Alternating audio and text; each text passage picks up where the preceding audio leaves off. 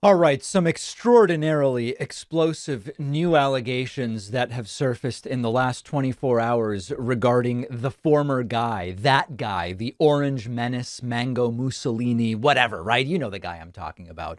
The first is that failed former President Donald Trump asked his lawyer to lie to the government for him. And this is just an unbelievable story. Bess Levin from Vanity Fair reporting, surprise, Trump, a pathological liar, reportedly asked his lawyer to lie to the government about his classified document cache. The ex-president wanted his lawyer to say he'd returned everything in February, which was obviously not the case. This relates directly to the other Trump lawyer, Christina Bobb, who eventually did make the claim that everything was returned. It was a lie. And as I told you on, I believe, Monday, she has now lawyered up. MAGA, making attorneys get attorneys. Bess Levin writes, in quoting the Washington Post. The Washington Post reports that in early 22, the ex-president asked Alex Cannon, an attorney who'd worked for both the Trump Organization and the Trump campaign, to tell the National Archives and Records Administration that all materials requested by the agency had been turned over, despite the fact that Trump was still in possession of thousands more government documents. Now, another thing we learned yesterday is Trump personally packed a bunch of those documents, but we will get to that. But the point is, Trump knew the documents hadn't been returned because he had them. OK, according to the Post, Cannon, who had, quote, facilitated the January transfer of 15 boxes of presidential records from Mar-a-Lago to the National Archives after archives officials agitated for more than a year to get all original presidential records, did not feel comfortable making such a claim. In other words, it was a lie. He reportedly told people he didn't know if all the requested material had been returned. And, quote, other Trump advisors also encouraged Cannon not to make such a definitive statement. Did Cannon hesitate because he was aware of the fact Trump had a long history of lying about everything all the time? Who is to say Cannon didn't respond to the Post's request for a comment? So think about how absurd this story has gotten.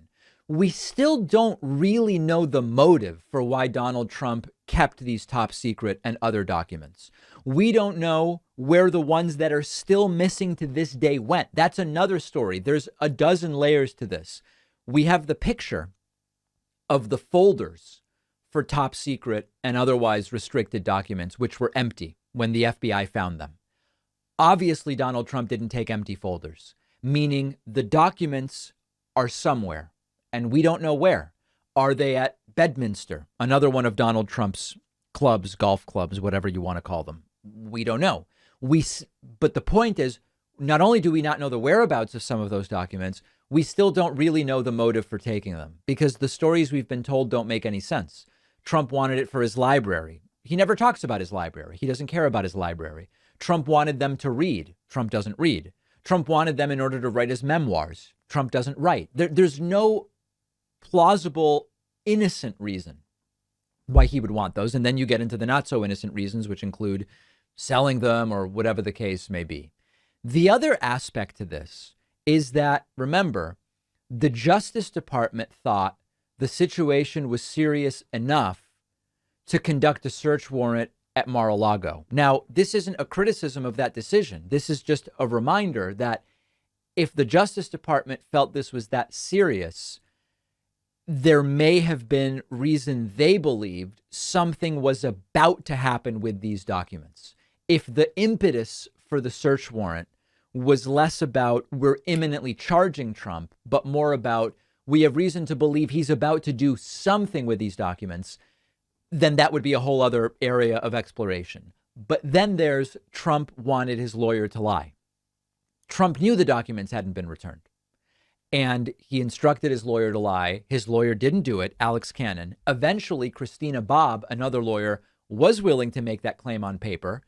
And she has now obtained a lawyer and is willing to cooperate with the Department of Justice. And she herself is facing possible legal trouble. And then the next part of this is something else we learned yesterday.